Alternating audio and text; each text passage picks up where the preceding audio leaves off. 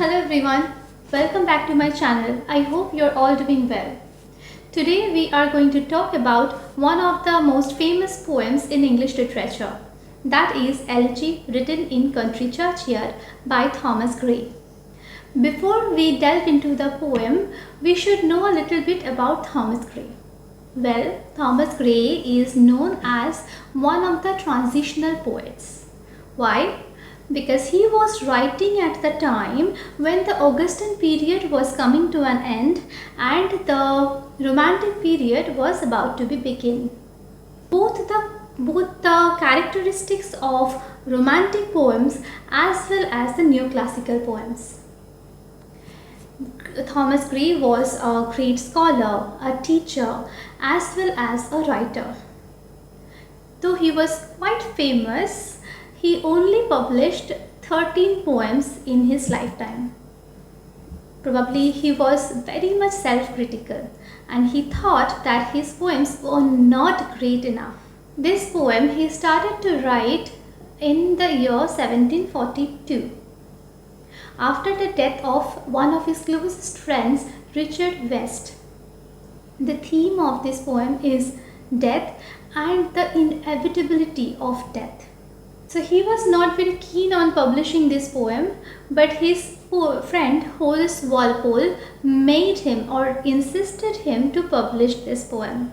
This poem has 33 stanzas, and each stanza there are 4 lines. So as I have said that the theme of this poem is memento mori. Memento mori is that remember that you are going to die. So death is the permanent theme. So this is an unusual elegy. Here the poet is not mourning about one person. He is rather mourning about the unknown men, the common people who lived in an obscurity and died in obscurity and went to some not so great, not so well decorated grave. So during the composition of the poem, Thomas Gray used to live at a place called Stoke Poge, and there was a church called St. Giles Church. It is assumed that that was the church of this poem. So let us look into this poem. The first stanza goes like this. The curfew tolls the knell of a parting day, the lowing herd wind slowly over the lea. The ploughman homeward plods his weary way and leaves the world to darkness and to me. The second stanza.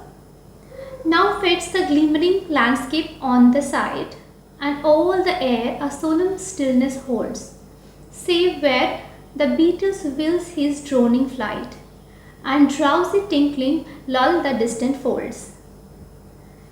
Save that from yonder ivy-mantled tower, the moping owl does to the moon complain, of such as wandering near the secret bower, molest her ancient solitary reign.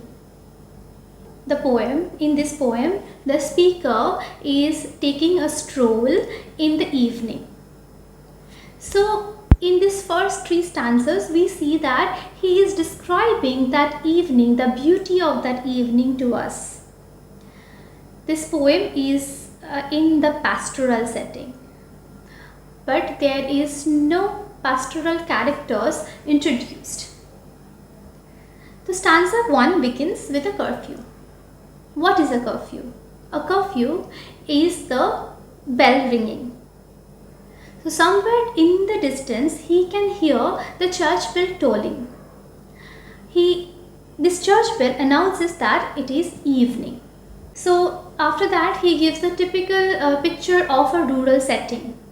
The herds of the cattle are moving homewards, and the ploughman who had been working hard throughout the day is now going towards his home.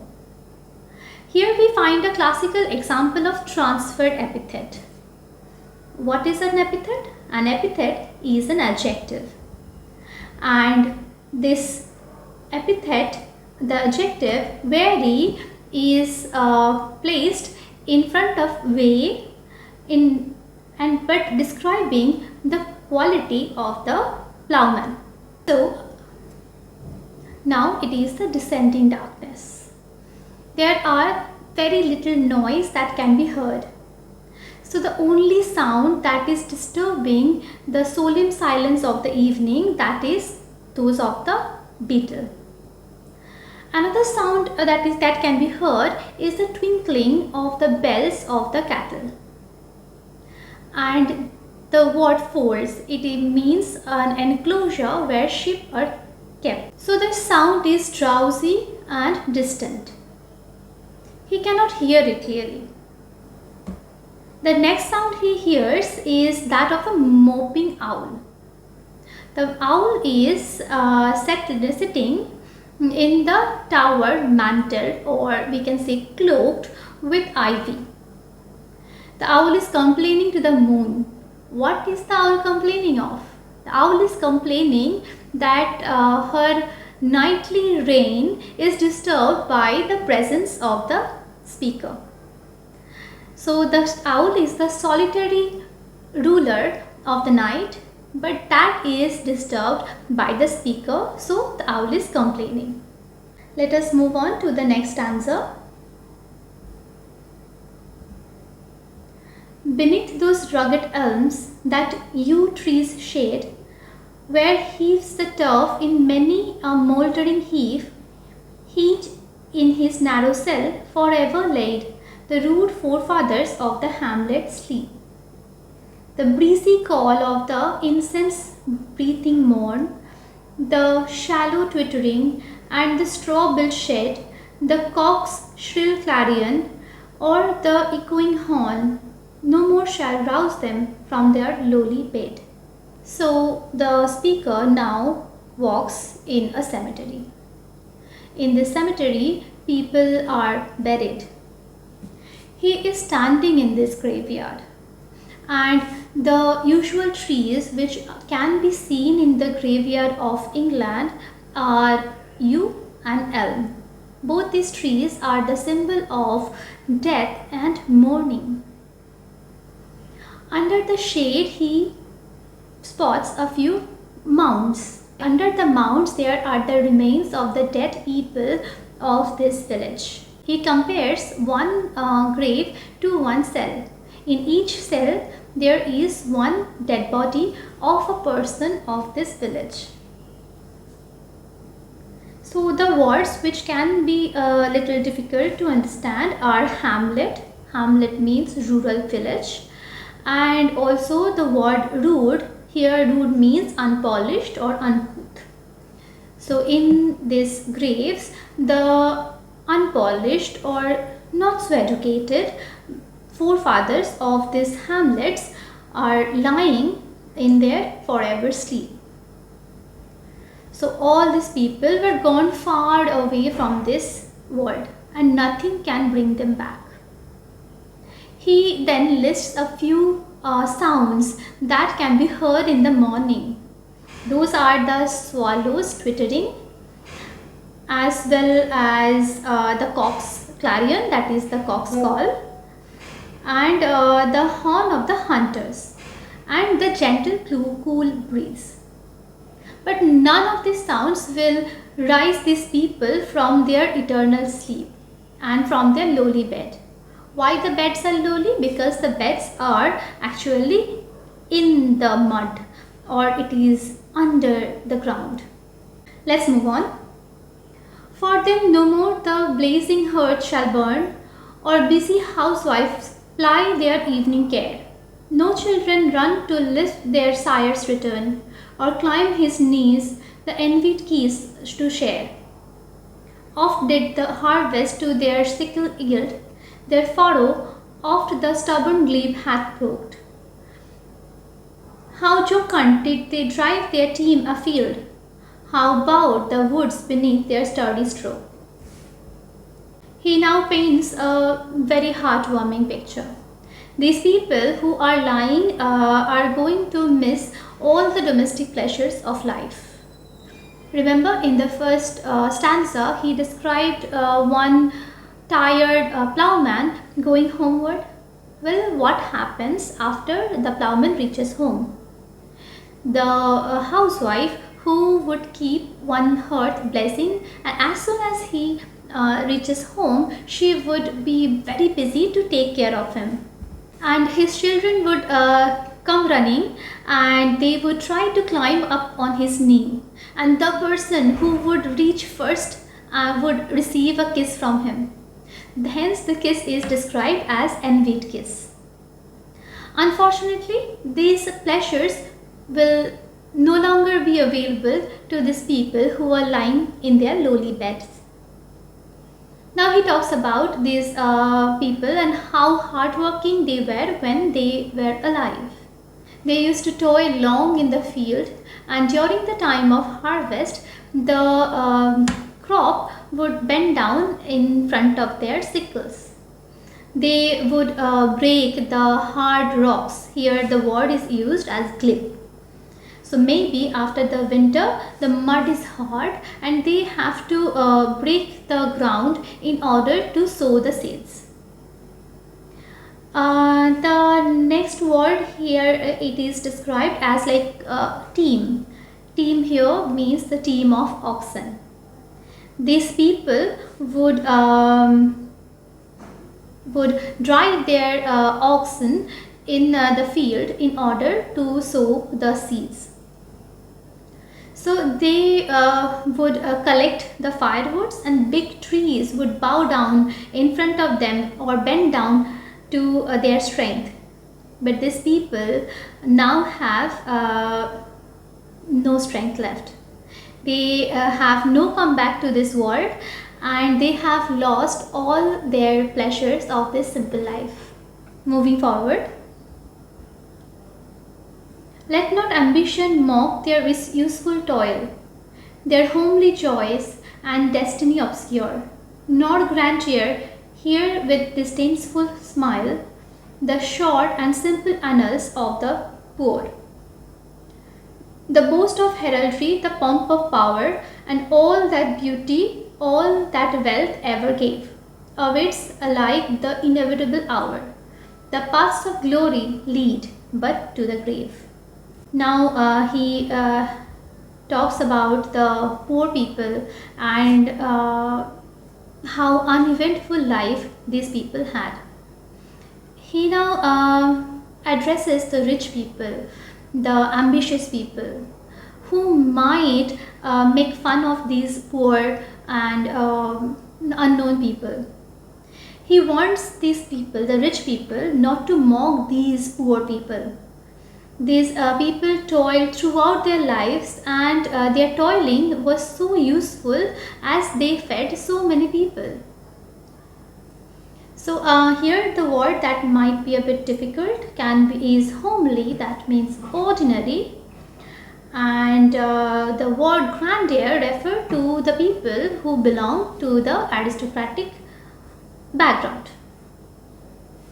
So the poor people of the village, their destiny is obscure, not known, they are not very famous. And one more word that can be difficult is the word annals, that means the historical detail. He tells that the aristocratic people should not mock these simple people.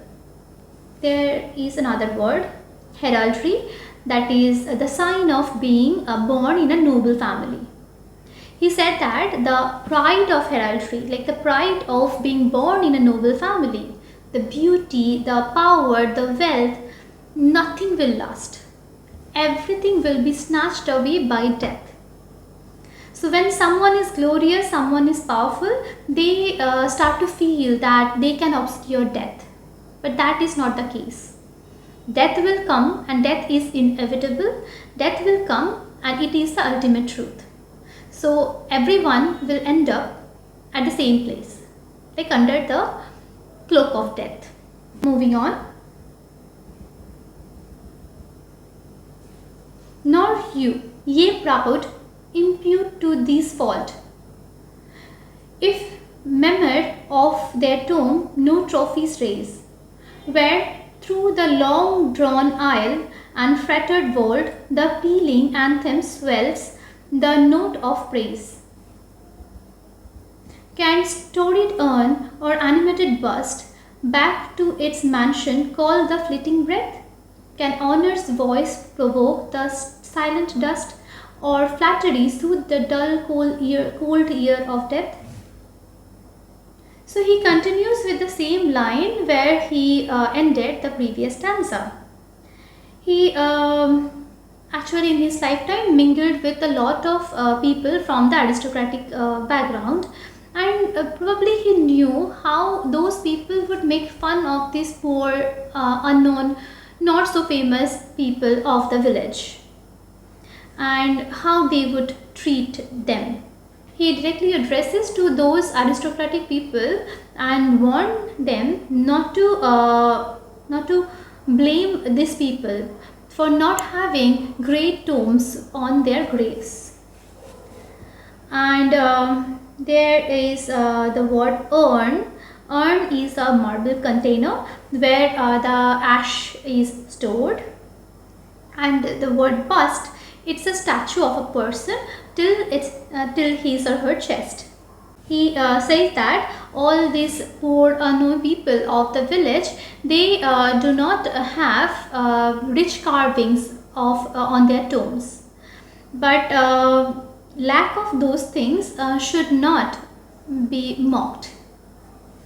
So he also ironically said that a very well decorated urn or a very beautiful statue on the tomb will not bring back the person who is already dead. He also said that when famous people die, there are tolls of the church bells. But when these people die, there is nothing. But nothing should be mocked. Moving on.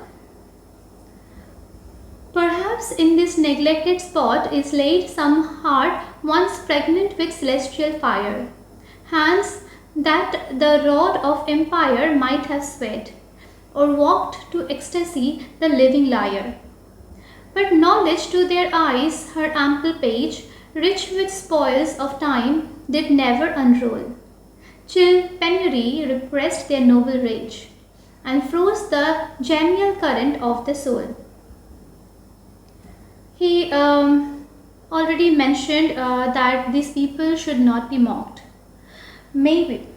So he also, here now he tells that maybe these unknown people lying in the churchyard, if they had a different fate, like if they were born in the cities or in the palaces, they would have been famous.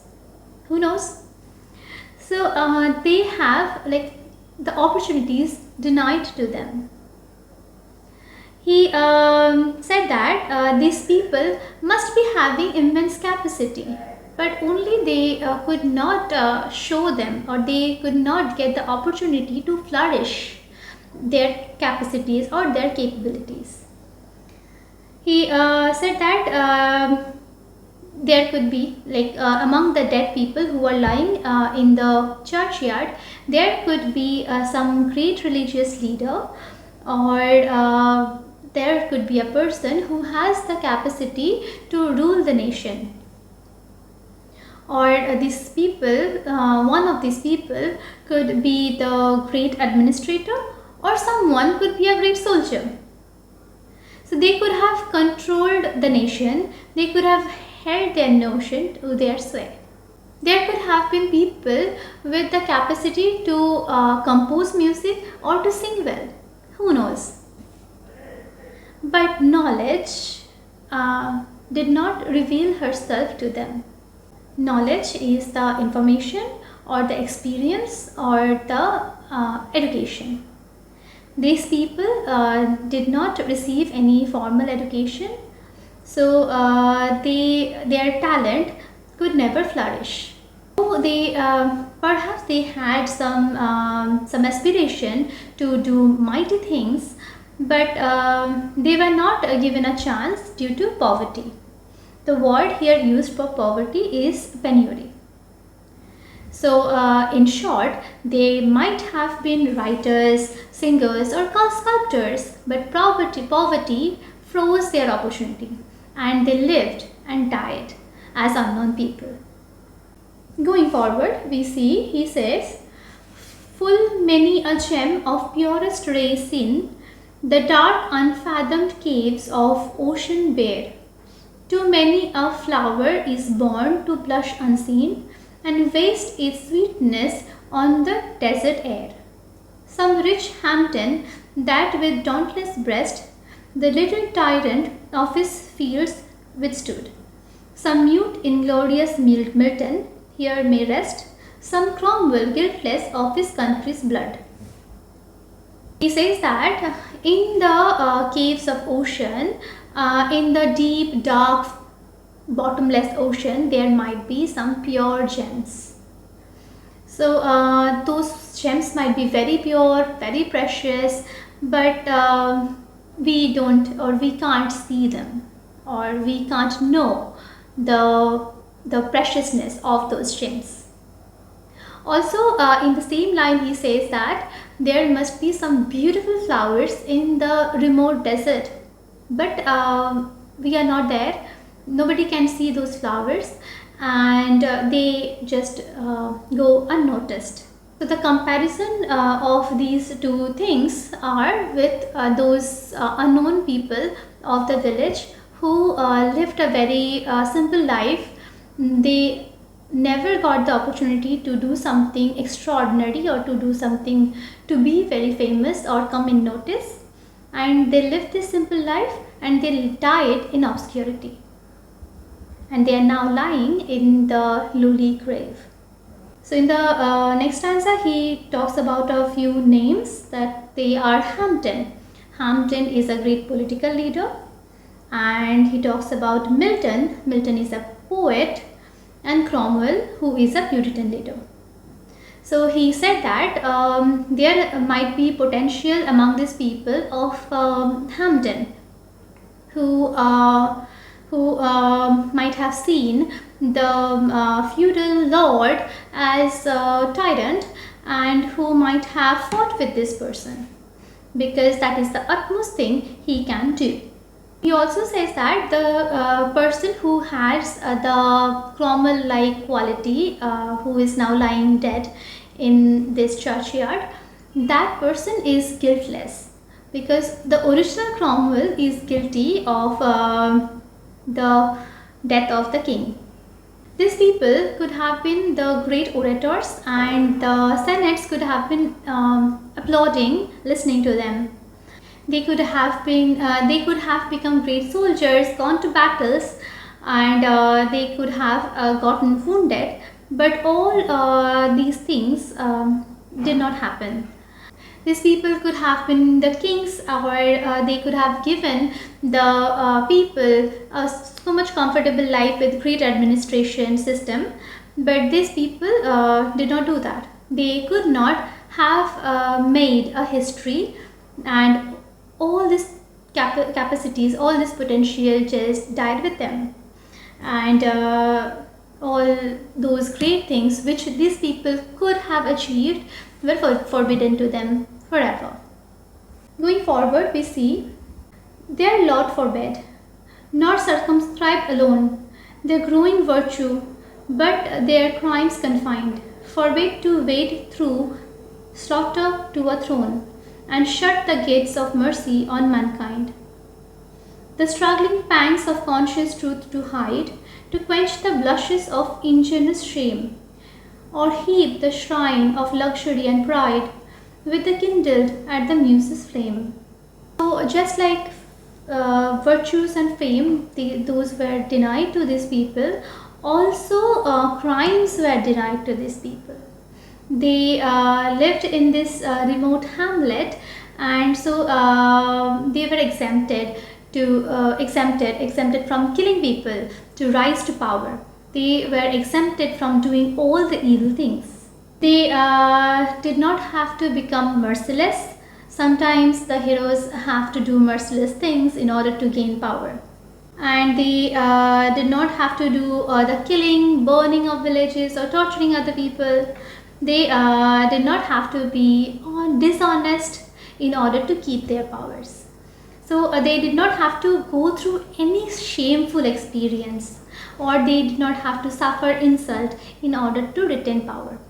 Sometimes he said that poets write poems in order to flatter the rich people, or in order to keep the patronization of a certain aristocratic person. But these people did not have to suffer all these things. They did not have to do anything for money. Far from the madding crowds, ignoble strife, their sober wishes never learned to stray. Along the cool sequester's veil of life, they kept the noiseless tenor of their way. So these people lived a very calm and serene life, away from the busy hustle bustle of the city. The noble people in the city do ignoble things, but these people did not have to do that. These people did not have to see those things. They never had any lofty ambition. They have only sober wishes. So everything they wanted, they could have managed to get those things within their limited periphery, within their limited circle. Here the word which can be a little difficult, that is sequestered, that means sheltered. So they maintained, these people of the village, they maintained a very smooth, uneventful, slow life. But that slow, uneventful life had a very happy tone. They had no complaint. So, such a great life that is, where there is no complaint. They were content, and they did not have any glitter or glamour. Still, they were content.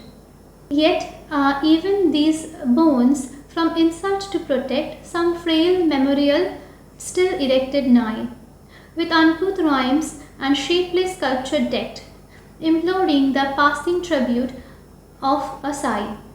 Their name, their years, spelt by the unlettered muse, the place of fame and elegy supply, and many a holy text around she strews, that teach the rustic moralist to die. He says that these people do not have big tombs or vaults, but to protect their dead bodies from insult. What can be insult? Insult is to keep the dead bodies out in the open, or to have the animals dig up the dead bodies.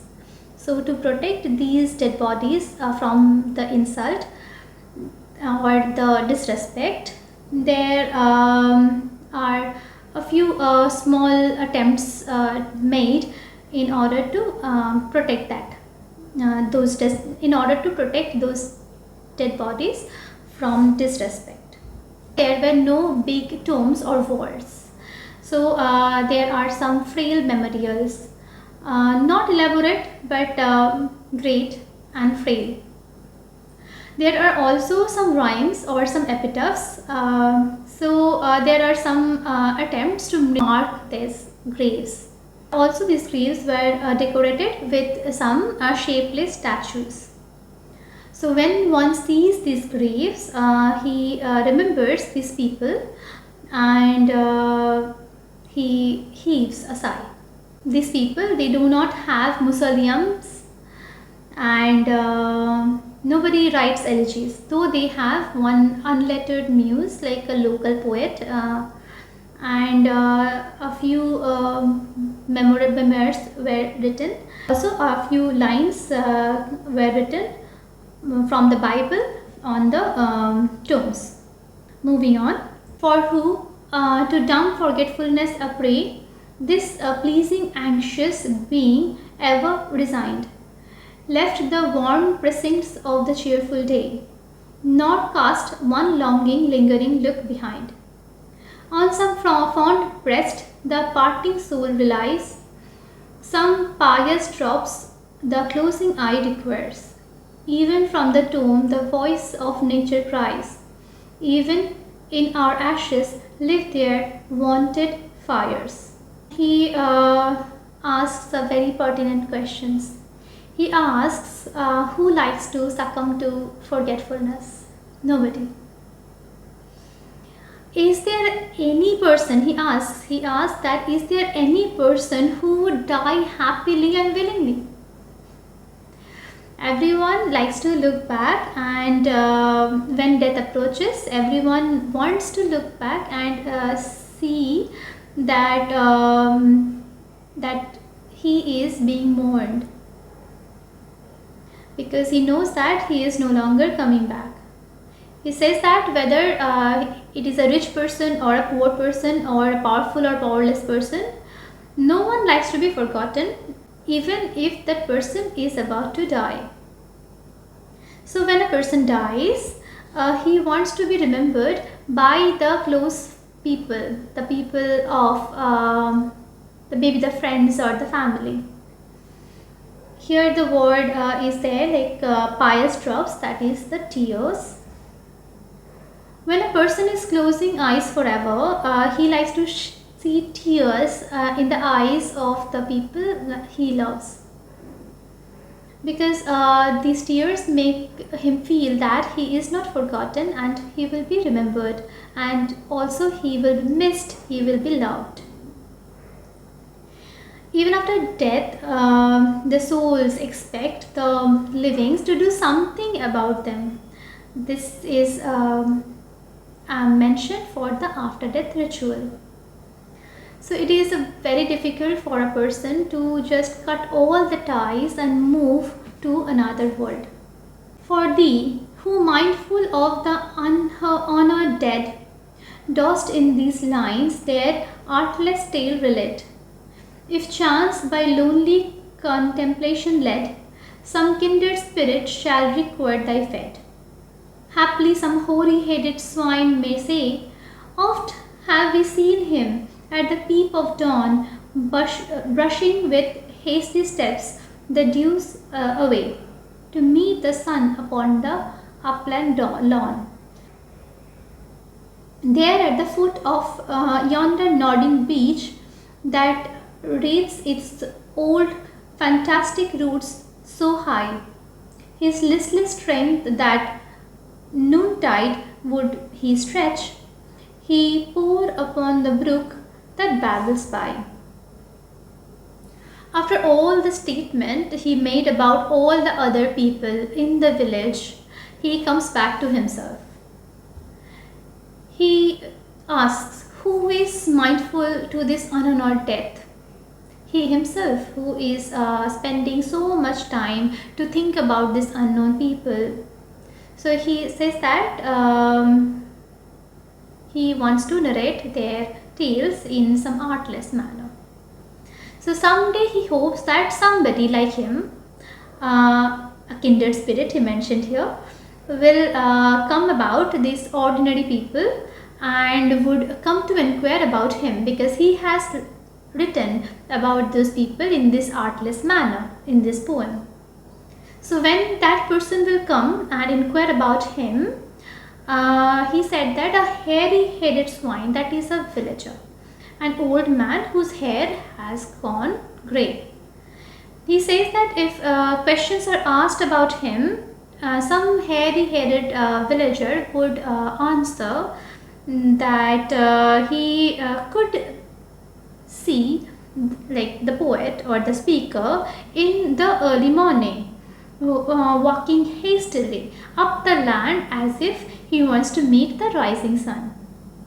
Sometimes the speaker could be seen in the afternoon under the moving beech tree, lying there lazily, and a brook running by him. He would look carefully at the brook. He could be seen at various times of the day, in various moods. So it is mentioned here.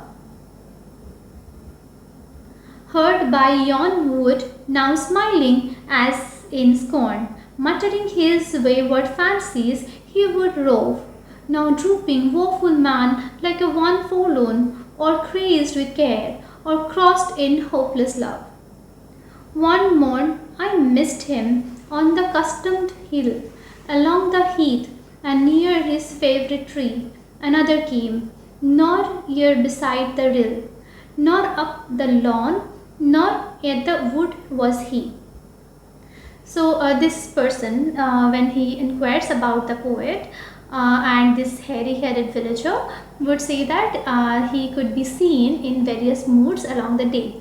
Sometimes he would talk to himself as if he is a mad person, and sometimes he is smiling at himself as if he is mocking someone. Or sometimes he would be very sad as if he is rejected by his lady. And sometimes he would appear very tired or sometimes very jovial, and like sometimes he would appear like very worried. So various moods throughout the day.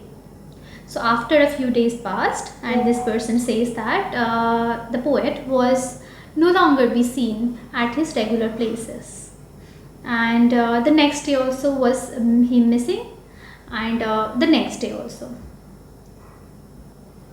So what happens to the poet?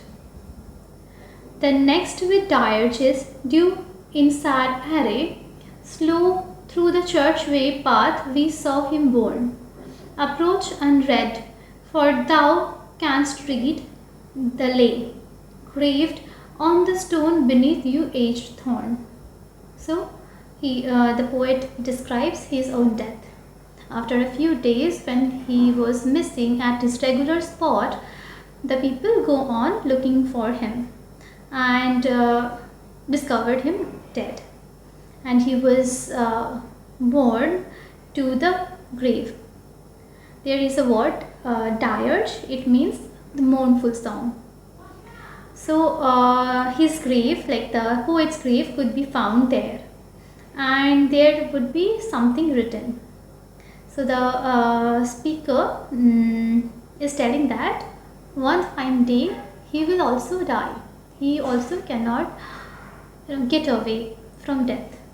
At the end we have an epitaph, as it is mentioned that the poet himself had died and was put in his grave. So he also talks about his epitaph, describes his epitaph here. Here rests his head upon the lap of earth, a youth to fortune and to fame unknown. Fair signs frowned not on his humble birth, and melancholy marked him for her own. Large was his bounty, and his soul sincere. Heaven did a recompense as largely send. He gave to misery all he had a tear. He gained from heaven, it was all he wished, a friend. No farther seek his merits to disclose, or draw his frailties from their dead abode. There they alike in trembling hope repose, the bosom of his Father and his God. So epitaph goes like this. Here lies a young man who was unknown to the fortune and fame. Gray always felt that he was not very well known. Though he came from a family, very humble family, he was knowledgeable. So he was also very sad and gloomy. He had a bountiful and sincere soul, but he had misery always with him. He gave away all his tears. He gained a great friend from heaven. Here we have the reference to Richard West, for whom this poem is written. Like it was Richard West's death that prompted Thomas Gray to write this poem. So in this epitaph it goes like this, that he says that let him be, there is no need to discover his merits, no need to make any judgment of him. The dead soul awaits to return to the bosom of his Father and his God. With all his shortcomings and merits, he is waiting to be absorbed in the abode of God. So he does not want to be discussed. He wants to remain unknown. He requests to be left alone in his grave. So there the poem comes to an end. So we see that the theme of the poem is death, and the reminder that death is constant, and also the reminder that death is a leveler. there is a lesson that we should always learn to live with our equanimities, and we should always try to be content with our life, and no matter what. It is a beautiful poem. I hope that you have enjoyed this discussion. If you want more explanation of various poems and theories of literature, you can hit the subscribe button and press the bell icon. Thank you. Bye bye.